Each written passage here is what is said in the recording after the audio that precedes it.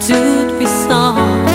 Et j'ai trouvé grâce à tes yeux. Peu importe ce que le médecin a dit, opération, sans opération, tu as créé les cieux, la terre, par ta parole. Ce que tu entends dimanche après dimanche, est-ce que cela t'apprend quelque chose? Et j'ai trouvé grâce à tes yeux. Éternel, notre Père, notre Père, je viens à toi. Notre Père, notre Père, je viens à toi. Oh mon cœur, oh ma vie, oh mon cœur.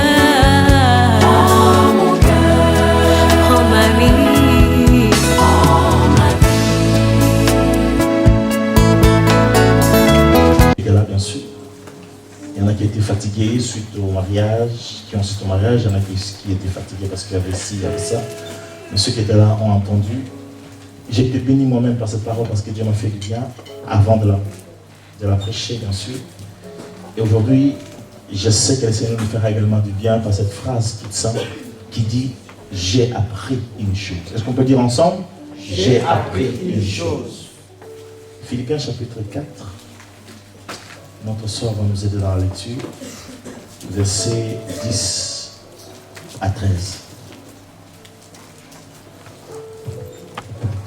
Je me suis réjouie comme une grâce venant du Seigneur en voyant que votre intérêt pour moi put finalement porter de nouveaux fruits. Car cette sollicitude à mon égard, vous l'éprouviez toujours, mais vous n'aviez pas eu l'occasion de le manifester. Ce n'est pas le besoin qui me fait parler ainsi, car j'ai appris en toutes circonstances à être content avec ce que j'ai. Je sais vivre dans les dénuements, je sais aussi vivre dans l'abondance. C'est le secret que j'ai appris. M'accommoder à toutes les situations et toutes les circonstances, que je sois rassasié ou que j'ai faim, et que je connaisse l'abondance ou que je sois dans le besoin. Je peux tout grâce à celui qui me fortifie. Parole du Seigneur. Amen. Est-ce qu'on peut acclamer la parole de Dieu? Alléluia. Juste la parole. Dans la version de la sœur, il est dit « J'ai appris à m'accommoder. J'ai appris une chose. » Dis à quelqu'un « J'ai appris une chose. » Maintenant, si tu n'as jamais appris, ne dis pas que tu as appris. Hein. Il faut être sincère et dire « Non, je n'ai pas encore appris. » En fait, j'aimerais simplement dire ceci, c'est que notre marche avec Dieu, comme je disais jeudi, pour ceux qui viennent le jeudi, est fait des combats. Elle fait des hauts et elle fait des bas. Et nous devons, par la grâce de Dieu, apprendre les leçons de ce qui nous arrive, en bien comme en mal. Si vraiment tu es un enfant de Dieu, est-ce qu'il y a des enfants de Dieu au milieu de nous? Amen. Si vraiment tu es un enfant de Dieu, tu dois savoir une chose, rien ne peut t'arriver que ton Père Céleste ne permette. Amen. Ça, c'est une notion qui nous échappe, tant en tant qu'Église ou en tant qu'individu. Rien qui nous arrive que Dieu, dont Dieu n'est pas au courant. Parce que souvent nous nous présentons devant Dieu comme si nous voulons informer Dieu. Seigneur, tu n'es pas au courant? À Strasbourg, on parle mal de moi. Et Dieu te répond, il dit, mais tu crois que je n'ai pas mes oreilles à Strasbourg? Alléluia. Amen. Il y en a qui disent, Seigneur, ne vois-tu pas que je souffre? Et le Seigneur peut te répondre par l'écho de sa parole en disant, c'est lui qui a créé les yeux, ne voit-il pas? Donc, le problème, c'est que nous avons du mal à apprendre ce que Dieu veut nous communiquer. Alors, Paul va dire, j'ai appris une chose. Certainement, il y a plusieurs choses. Et comme je disais dimanche dernier, si tu peux savoir ne fût-ce qu'une chose, tu dois savoir au moins une chose qui va marquer ta vie à jamais. Vous savez, souvent quand Dieu appelle quelqu'un, il ne se présente pas à plusieurs reprises. Peut-être 2, 3, 4 fois dans une vie. Osborne n'a vu le Seigneur qu'une seule fois. Mais cela a chamboulé toute sa vie. Dieu peut te dire une seule parole. Une seule parole et cela suffit. Cet homme est venu vers Jésus en disant, dis seulement un mot. Pas 10, pas 20, un seul. Et mon enfant sera guéri. Mais nous voulons que Dieu parle beaucoup. Que Dieu répète les choses. Et malgré ça, nous n'apprenons toujours rien. Nous devons aujourd'hui nous rappeler ce que Dieu nous a appris. Pour que nous puissions avancer ou que nous puissions nous appuyer dessus. Quand notre sœur Nick ça témoigne, parce que je n'ai pas dit qu'elle arrête le travail, mais tu ne peux pas, pour le travail, laisser tes enfants de moins de 7 ans, seuls, aller travailler à 3 h du matin. C'est vrai, c'est la foi aussi. La dernière, à quel âge, ma soeur? 5 ans. S'il y a un problème, on va te prendre les enfants en pot parce qu'elle me dira, mais tu es une maman irresponsable. Je suis serviteur de Dieu, c'est vrai, mais à un moment, je dis, mais écoutez, quitte à choisir entre les enfants et le travail, pour moi, le choix est clair. Alléluia. Amen. Et quand on obéit à Dieu, parce qu'on apprend,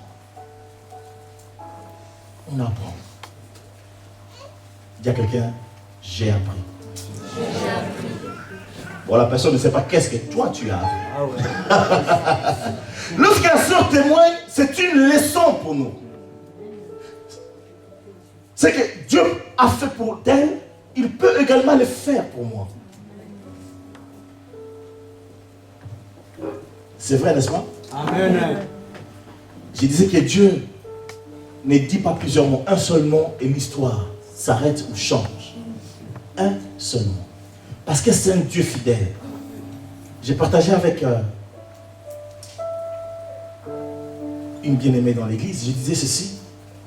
Abraham avait reçu une parole de la part de Dieu.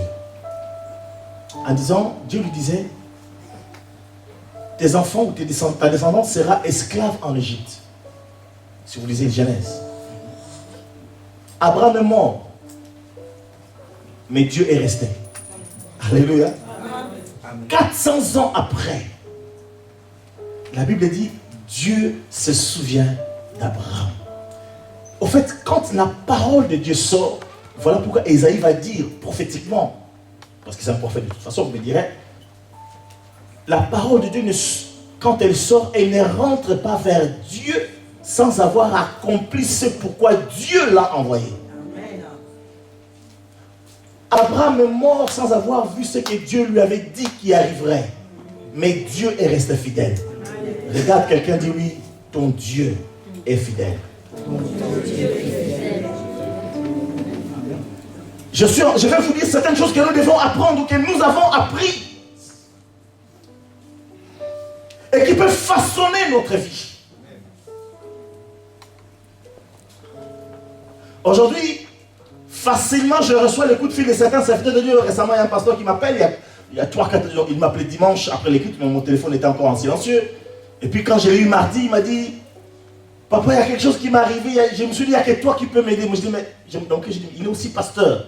Il m'a dit, mais moi, je ne suis jamais passé par ce genre d'événement.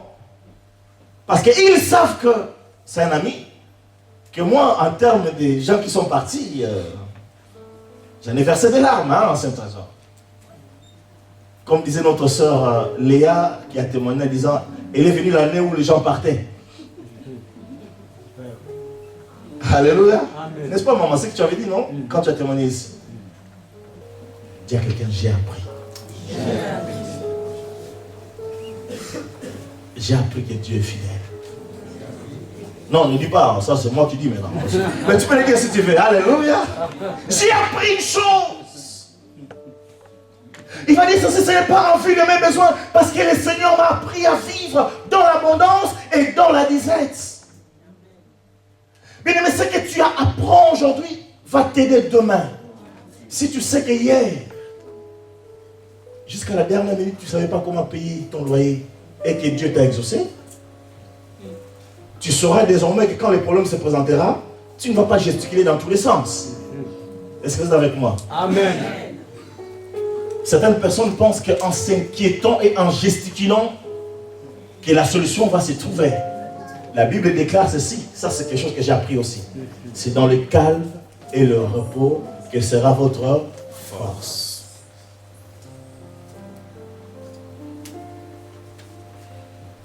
Est-ce qu'on peut dire Amen? Amen. Dans Marc chapitre 8, on ne va pas lire parce que le temps presse, je vous donne juste des indices pour que nous puissions saisir. Marc chapitre 8, verset 15 à 21. Jésus venait de faire un miracle. Multiplication de pain. Et puis, ils vont se déplacer. Il va dire aux disciples, passons de l'autre côté, traversons, continuons l'œuvre de Dieu. Et vu que Christ avait été interpellé par les pharisiens et les scribes, ils l'ont pris à partie, ils lui ont demandé de faire un signe. Ils sont venus vers Jésus en disant, non pas pour être convertis, mais pour tester Jésus. Ils ont dit à Jésus, Seigneur, nous voulons voir un signe, que tu fasses un signe. Ils veulent commander Dieu. Et Jésus va dire, il ne vous sera donné aucun signe, si ce n'est... D'ailleurs, il ne sera donné aucun signe à cette génération méchante et adultère. Et lorsqu'ils vont s'en aller, il leur dit, méfiez-vous de l'enseignement, méfiez-vous, du levain des pharisiens et des scribes. Et les disciples disaient, mais c'est parce que nous avons, parce qu'entre-temps, lorsqu'il y a eu une multiplication de pain, il est resté 7 corbeilles de pain. Ah, de quoi, soit on vend, on a un peu de sous dans la caisse, mais soit on le garde pour tous les parcours qu'on a à faire, de tous les villages à évangéliser. Et puis quand Jésus leur dit, gardez-vous de levain des pharisiens, et dans leur tête disaient, parce qu'ils avaient oublié les pains, les 7 corbeilles, il faut le faire quand même, hein, 7 corbeilles, vous avez oublié. Et dans leur tête, ils disaient, mais c'est parce qu'on a oublié, parce que le levain, c'est ce qui permet à la pâte de lever. Il dit, mais c'est certainement parce qu'on a oublié le pain. Et ils parlaient entre eux, parce qu'ils n'osaient pas parler à Jésus. Jésus leur dit, mais on va quand même lire ces versets, juste un. Tu peux lire un petit verset 18, s'il te plaît. Marc chapitre 8. Avez-vous des yeux pour ne pas voir, des oreilles pour ne pas entendre? Ne vous souvenez-vous pas quand j'ai partagé les 5 pains entre les 5000 hommes? Combien de paniers pleins de morceaux avez-vous emporté? 12, répondirent-ils. Et quand j'ai partagé les 7 pains entre les 4000 hommes, combien de corbeilles pleines de morceaux avez-vous emporté? 7, dirent-ils. Alors il ajouta, vous ne comprenez toujours pas? Parole du Seigneur. Ne comprenez-vous pas? C'est comme si Jésus disait, n'avez-vous pas retenu des leçons? Est-ce que je m'adresse à quelqu'un? Amen. Aujourd'hui, j'aimerais simplement attirer notre attention sur le souvenir. Qu'est-ce que Dieu a permis qui arrive dans ta vie? Mais ce que Dieu a permis qui arrive dans ta vie, est-ce que cela t'a appris quelque chose? Ce que tu entends dimanche après dimanche, est-ce que cela t'apprend quelque chose? Ce que tu vois dans la vie des uns des autres, est-ce que ça t'apprend quelque chose? Ce n'est qu'une histoire de papier, certes. Mais quand quelqu'un, Dieu lui accorde un titre de séjour de 10 ans, ça n'arrive plus ces derniers temps. Gouvernement de gauche, gouvernement de droite. Mais Dieu le fait encore dans l'église qui s'appelle Miel, par exemple. Amen. N'est-ce pas, ma soeur? Amen. Elle a témoigné chez les sœurs, mais elle ne veut pas témoigner devant l'église. C'est vrai, quand Dieu te donne 10 ans, le visage change. Hein? Mais ce que j'ai apprécié, même quand elle était sans papier, elle était toujours là. Amen. On va voir maintenant que là, les 10 ans, si elle sera toujours là. On va t'observer. Non, c'est pas un test, ma soeur. J'ai dit ça juste gentiment. Parce qu'il y a des gens, l'apôtre Paul va dire, j'ai appris. Les apôtres n'avaient pas appris. Voilà pourquoi Jésus leur pose la question, mais lorsqu'il y avait 5000 personnes et qu'il n'y avait que 2 bouts de pain, combien de paniers restent-ils? 12. Mais pourquoi vous inquiétez-vous encore? J'aimerais te rappeler qu'est-ce que Dieu a déjà fait dans ta vie. Ne serait-ce qu'une chose simple. Une chose simple. Pour que tu sois ce que tu es, c'est parce que Dieu l'a permis. Regarde quelqu'un à ton côté, dis-lui, tu es unique. Tu n'as pas un jumeau qui te ressemble dans l'univers entier.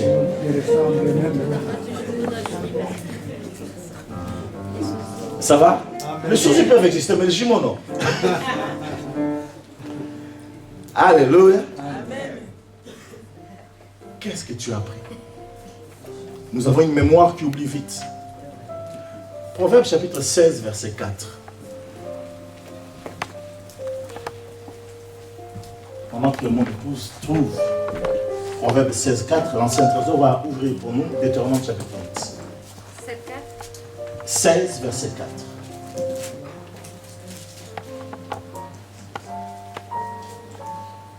Pendant que je suis en train de parler, j'aimerais que tu te rappelles tout ce que Dieu a fait depuis que tu es.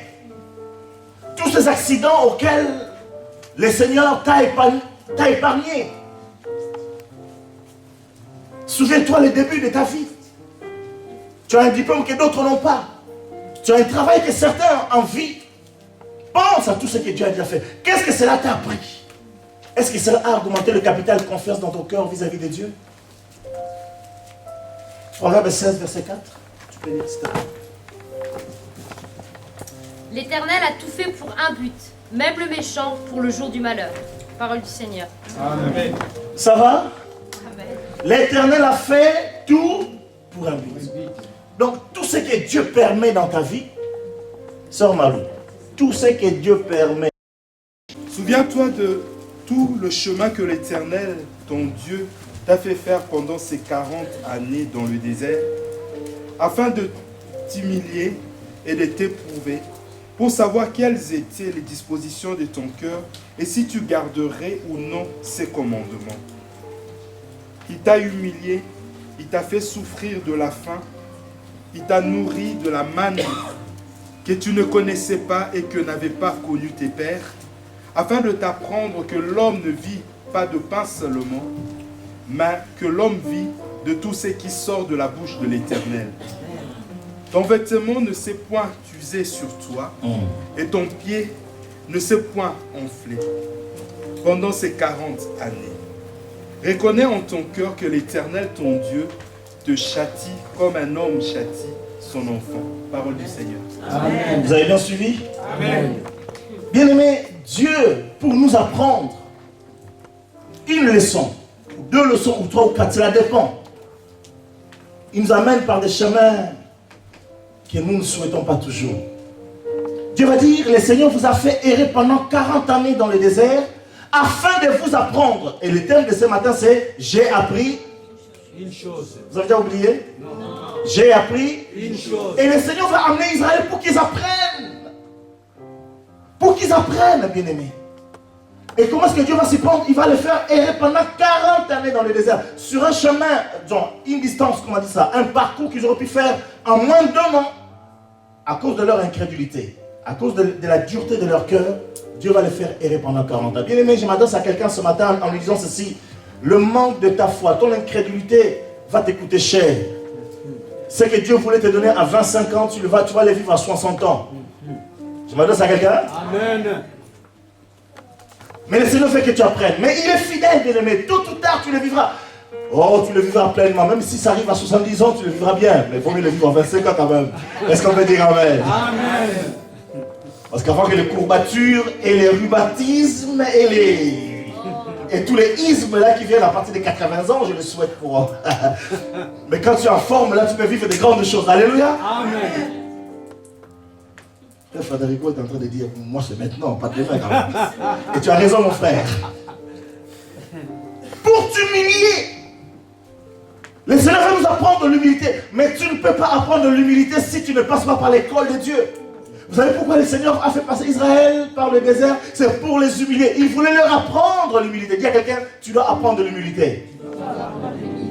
On entend souvent les gens dire, moi on ne me marche pas dessus. Mais tant que tu n'accepteras pas qu'on te marche dessus, Dieu ne permettra pas non plus que tu marches sur quelqu'un d'autre. Voilà, papa. Hein? Il y en a qui disent, frère, on est frères, mais moi c'est comme ça, c'est mon caractère, je suis comme ça. Et bien tant que tu seras comme ça, Dieu va te... Bien aimé, il n'y a pas plus têtu que Dieu.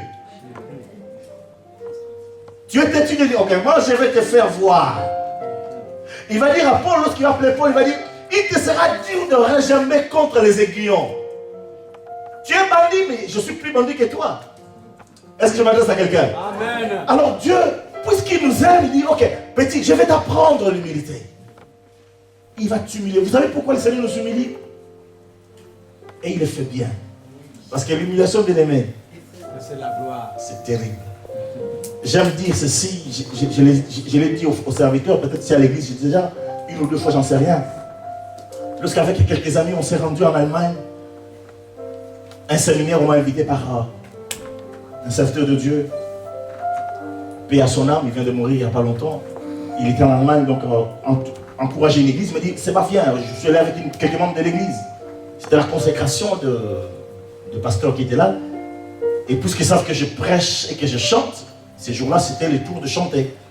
Alors je passe devant, je chante avec un ami, Hubert, qui est un bon musicien de Belgique. Et pendant qu'on chantait, le prophète qui présidait à la réunion de faire la consécration, il avait son micro avec. Il avait son micro sans fil. Ou micro-cravate, je ne sais plus. Il avait son micro. Il y avait d'autres micros. Pendant qu'on chantait, il vient m'arracher le micro de la main. Devant mes fils et mes filles déjà menés de Strasbourg, et devant tous les serviteurs de Dieu qui étaient là.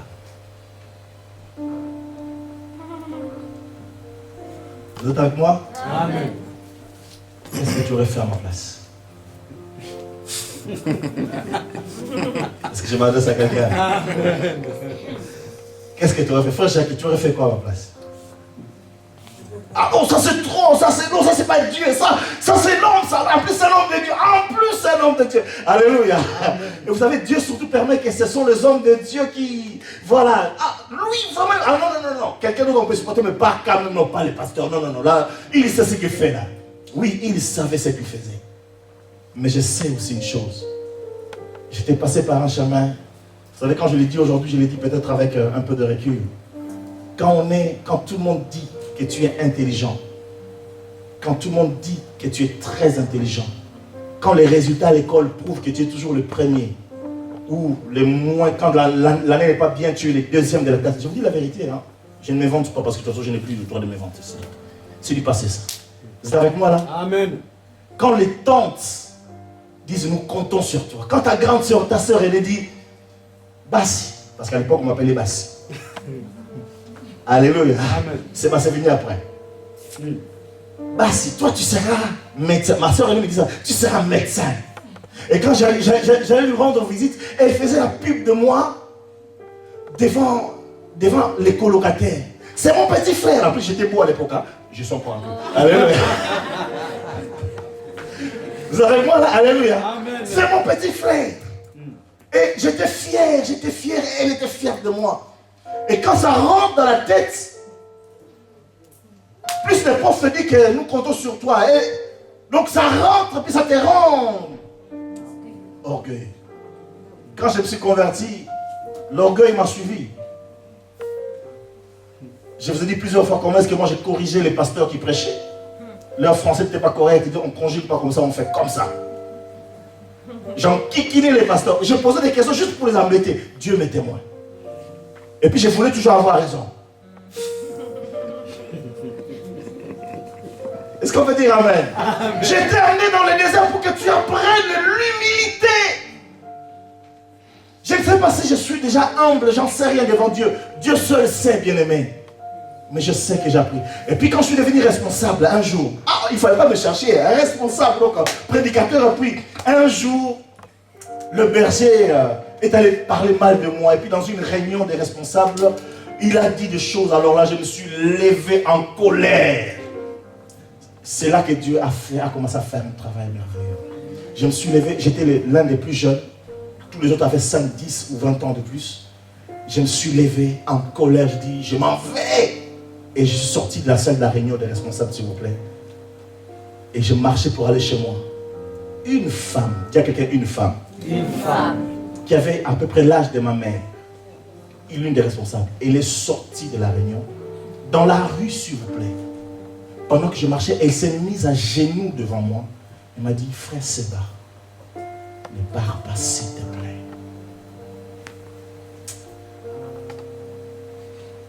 J'ai appris. C'est cette femme dont j'ai dit pour ceux qui viennent, qui avait des charismes extraordinaires. Dieu peut l'envoyer dans n'importe quelle ville avec des précisions. Mais elle est venue. Sa fille avait à peu près le même âge que moi. Aujourd'hui, elle sert Dieu à Toulouse. Elle se met à genoux devant moi. Dans les rues africaines, plein de poussière. Mon cœur a été brisé. J'ai commencé à prendre l'humilité. Aujourd'hui, quand on parle mal de moi, je dis, oh, gloire au Seigneur. Quand on m'arrache le micro, je dis, gloire au Seigneur. Vous savez, bien aimé, Dieu veut te donner la gloire. Mais tu ne peux pas supporter la gloire. À peine on te donne une augmentation de 500 € sur ton salaire. Vous êtes avec moi? Hier, l'un de mes fils me disait, ils avaient quelqu'un qui travaillait pour son grand frère. Il me dit, mais quand quelqu'un vient, lui, se fait couper les cheveux, il lui donne juste $50 le matin. La personne quitte son poste de travail après. Ça se passe à l'Angola. Hein. $50 le matin, la personne laisse son poste de travail, il va chercher vous savez, les alcools forts de l'Angola, ça s'appelle comment encore? Caporoto. Disparu de la journée, juste pour $50, juste $50, il va s'acheter des schnapps et la journée elle est bonne. Le zunglamuntu, j'ai traduit en allemand, non en français. La vie de quelqu'un, c'est la bière. Et il oublie. Et le Seigneur pour faire regarde notre cœur, dit mais j'ai envie de t'élever, de te donner plus de dons. Je veux que tu prophétises comme Élie a prophétisé. Mais quand tu te mettras à prophétiser, tu vas dire, hey, c'est qui prophétise ici? Hein? C'est qui les gantes là? C'est qui les boss? Dieu sait que les jours où il va t'élever, tu vas commencer à dire, hey, c'est qui commande ici? Tu oublies que celui qui commande, il est au ciel. Il dit alors petit, attends encore. Je vais t'apprendre l'humilité. Dis à quelqu'un, j'ai appris une chose. Dieu va dire pour t'humilier.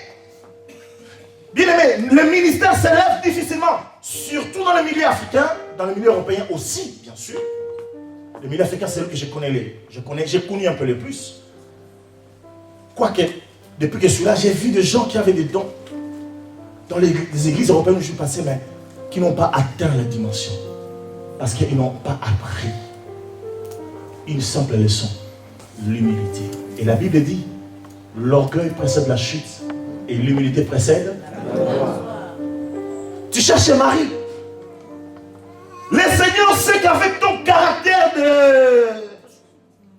Chacun rajoute ce qu'il veut derrière. Vous savez, il y a des femmes qui sont nées pour commander. Or, il y a des hommes qui ne veulent pas être commandés. Parce que les hommes veulent dire, c'est moi le chef. J'entendais hier quelqu'un qui disait au téléphone, frère, c'est aux femmes d'être soumises.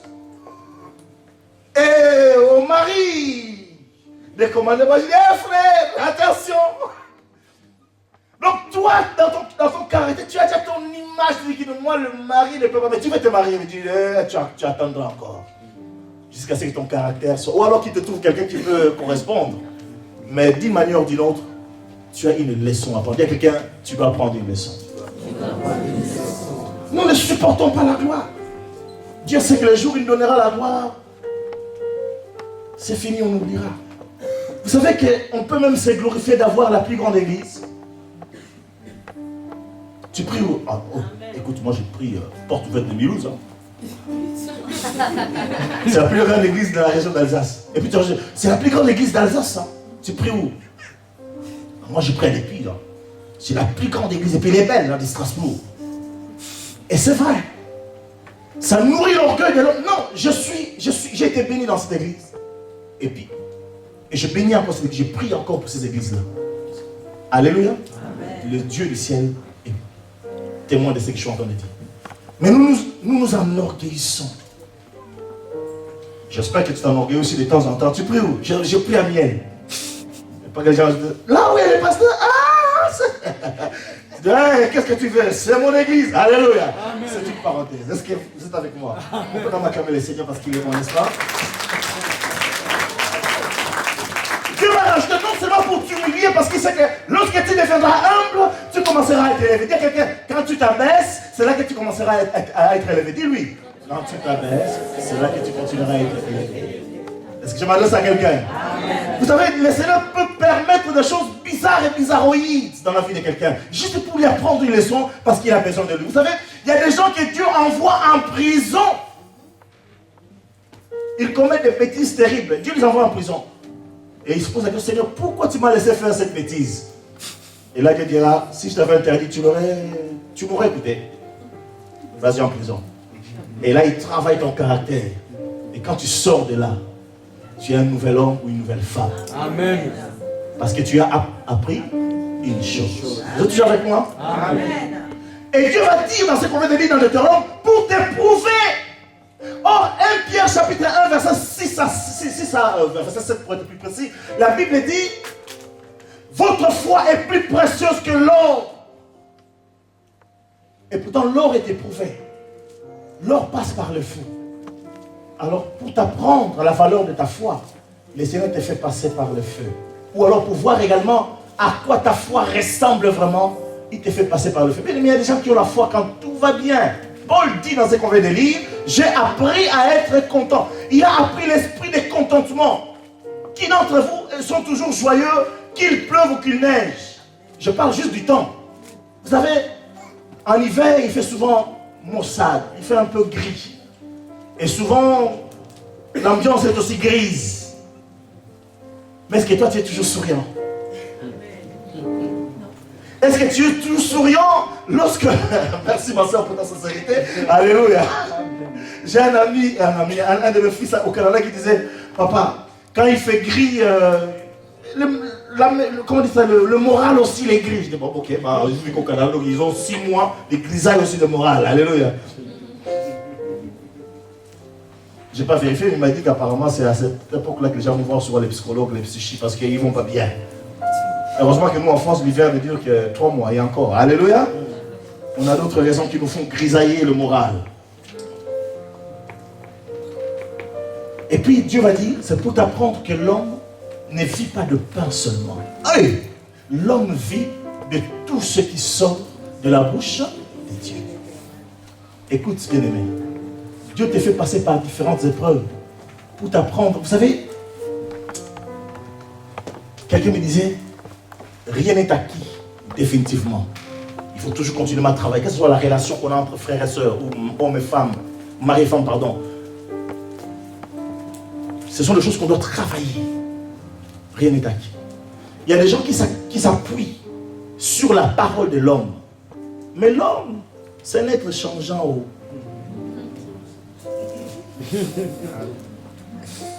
Mais Dieu, c'est le rabbi. Il ne change pas. Pour t'apprendre que l'homme ne vit pas de pain seulement, mais de toute parole qui sort de la bouche de Dieu. Pendant que je suis en train de parler, j'aimerais que tu te poses la question, pourquoi Dieu permet que tu passes par un tel chemin? Quelle leçon Dieu veut t'apprendre? Pourquoi Dieu permet que cela n'arrive qu'à toi? Pourquoi Dieu permet que tu sois si touché? Alors quand tu regardes autour de toi, tous les autres semblent heureux.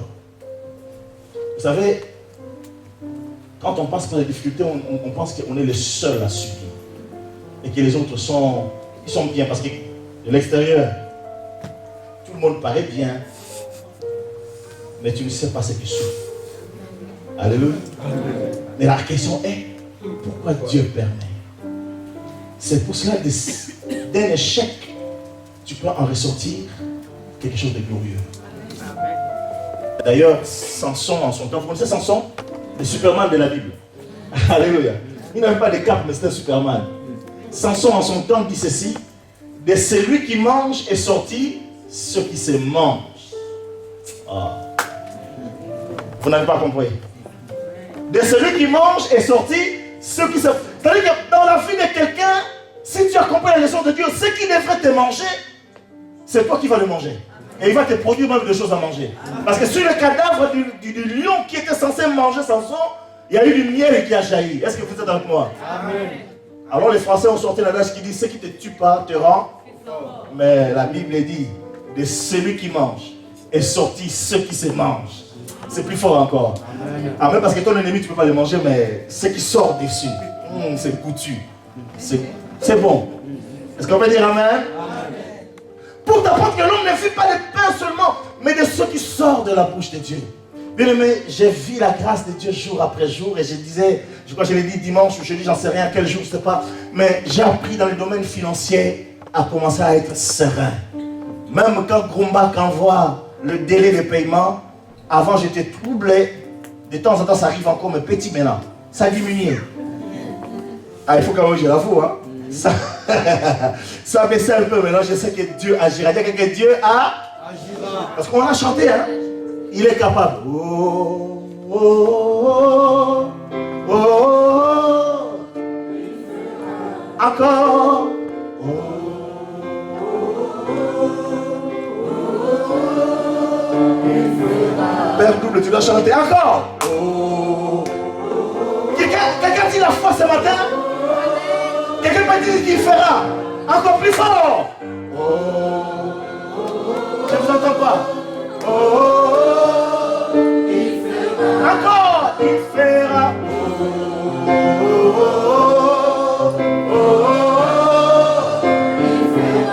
Dieu sûr encore. J'avoue, tu ne chantes pas. Il fait. Encore, plus fort, on y va.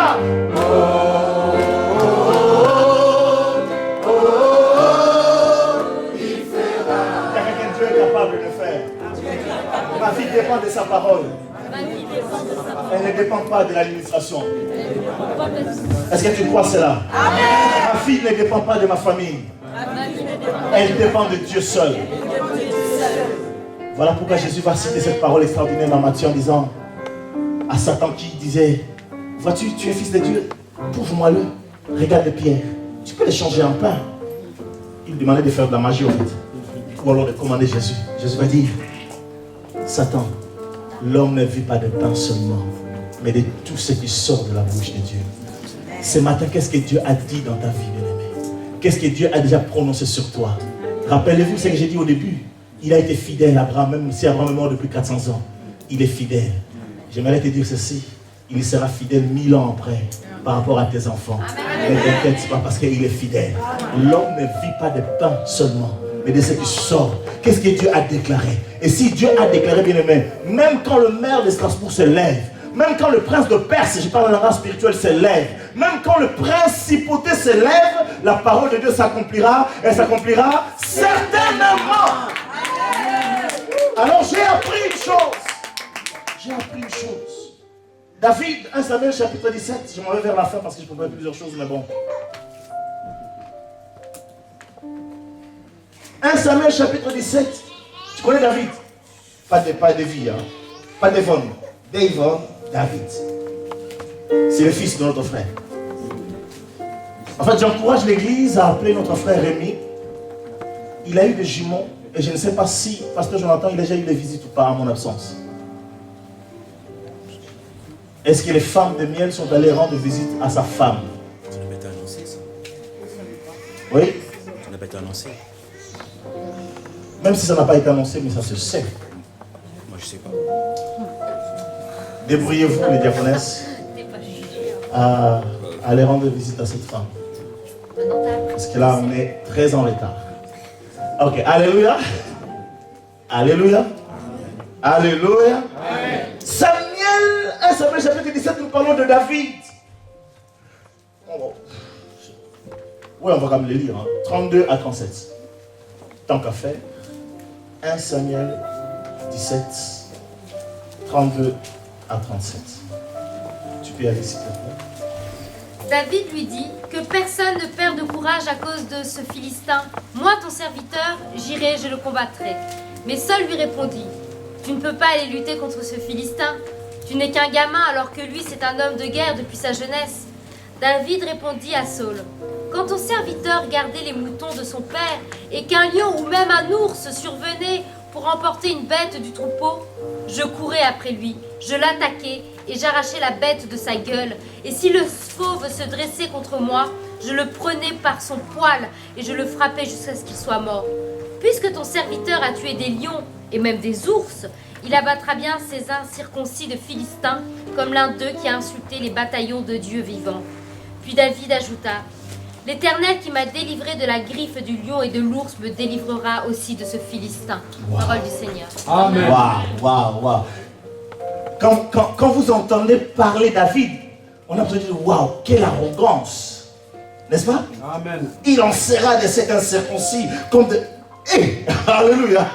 Donc, je vois que même le roi dit, mais oh là là là là, quel... En fait, mais je verrais dire également, pas seulement comme l'arrogance, mais quelle audace, quel courage. Quelle assurance. Et quelle confiance.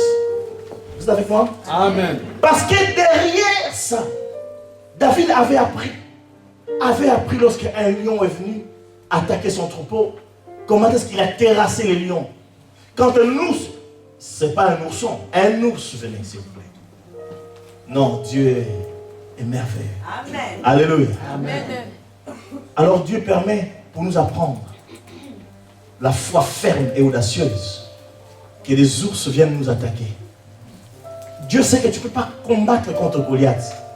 Parce que la particularité de Goliath, ce n'est pas simplement qu'il était fort, mais il savait parler. Vous êtes avec moi? Amen. Or, entre nous, ce sont les paroles qui terrassent. Comme Mohamed Ali. Merci frère. Ce sont les paroles qui terrassent plus les gens. Le frère m'a rappelé un certain Cassius Clay, alias Mohamed Ali. Vous le connaissez? Amen.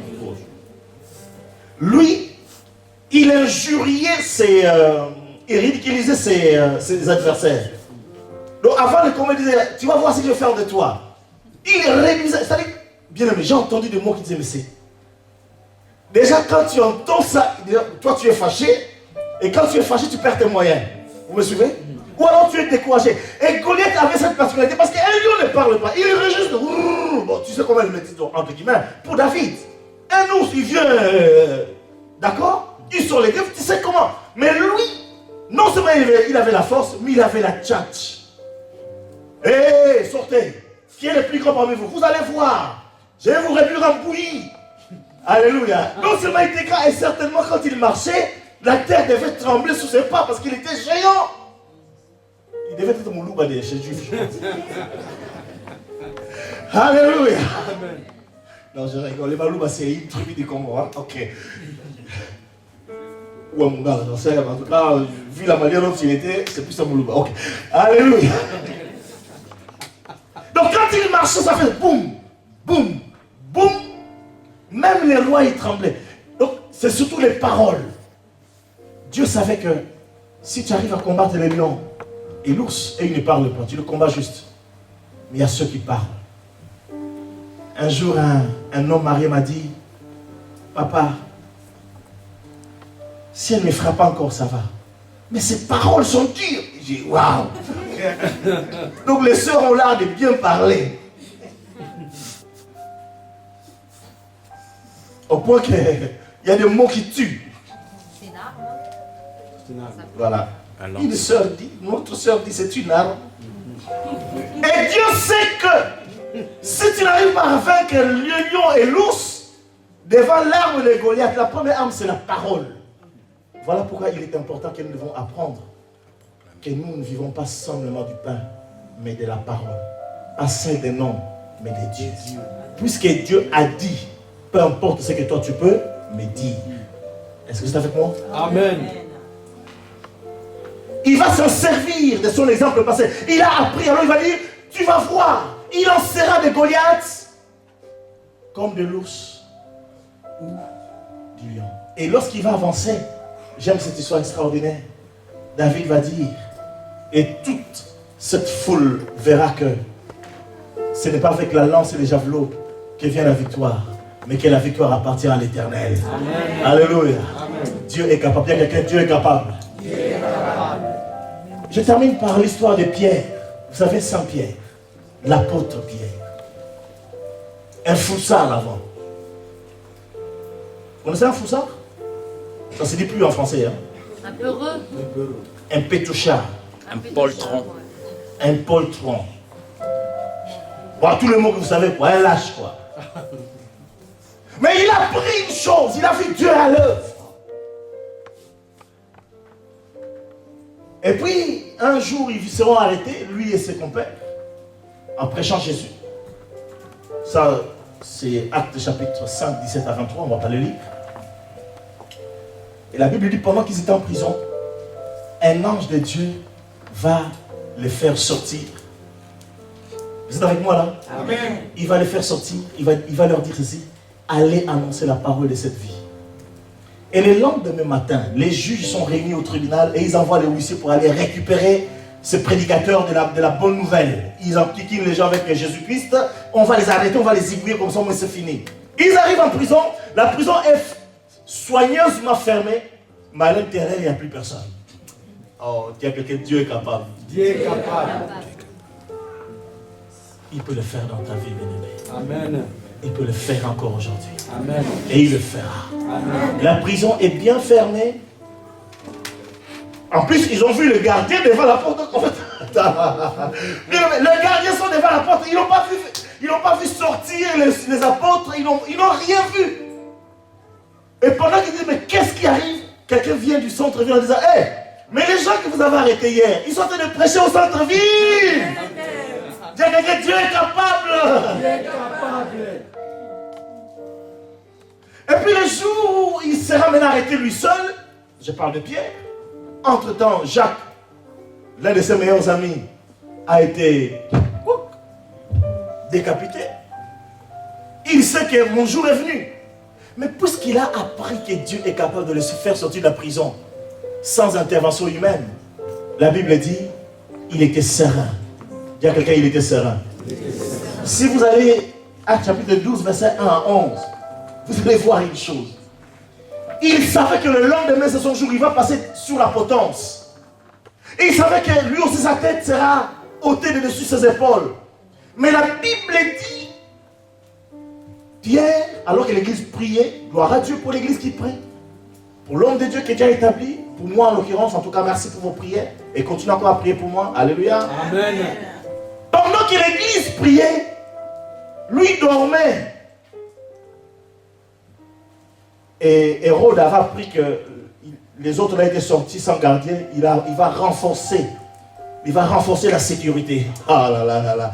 Pour une seule personne, il a mis 16 soldats. Parce que la Bible dit, Pierre était entouré de 4 escouades de 4 soldats chacun. Donc il était enchaîné par 16 soldats. Mais pendant qu'il était enchaîné, il a trouvé la sérénité pour dormir, la paix pour dormir. Peu importe ce qui m'arrive demain, qui m'arrivera demain, mais je sais que mon Jésus est avec moi. J'ai appris qu'il est avec moi. Il est capable de me délivrer. Peu importe ce que le banquier peut dire, je sais que mon Dieu est capable de me sortir du marasme financier. Peu importe ce que le médecin dit sur mon état de santé, je sais que Dieu est capable de me guérir. Est-ce que je m'adresse à quelqu'un? Chimio ou pas chimio, Dieu est capable de me guérir. Peu importe ce que le médecin a dit, opération ou sans opération, Dieu est capable de me guérir. Alors je t'en prie, dors en paix, dors en paix. Amen.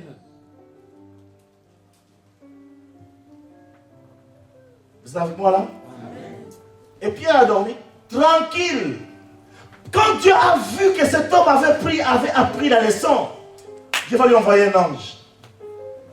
Rebolote, alléluia. Amen. Il vient, oh Pierre, lève-toi. Il se réveille, il se lève. La première porte s'ouvre d'elle-même. Les portes automatiques n'ont pas existé simplement au XXIe siècle. Ça a commencé avant, à l'époque de Jésus, à l'époque de Pierre. Vous êtes avec moi? Amen. Tu arrives devant la porte. Aujourd'hui, nous on met les détecteurs. Mais avec Dieu, il n'y a pas de détecteur. Juste sa présence et les portes s'ouvrent.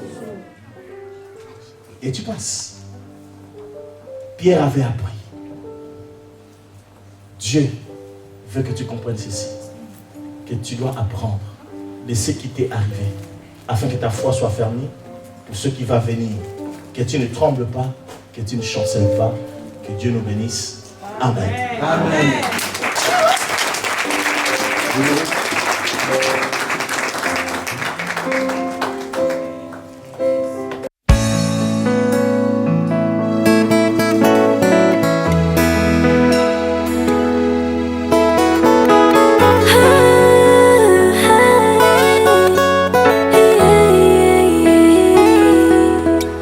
Notre Père, tu as créé les cieux, la terre, par ta parole toute puissante.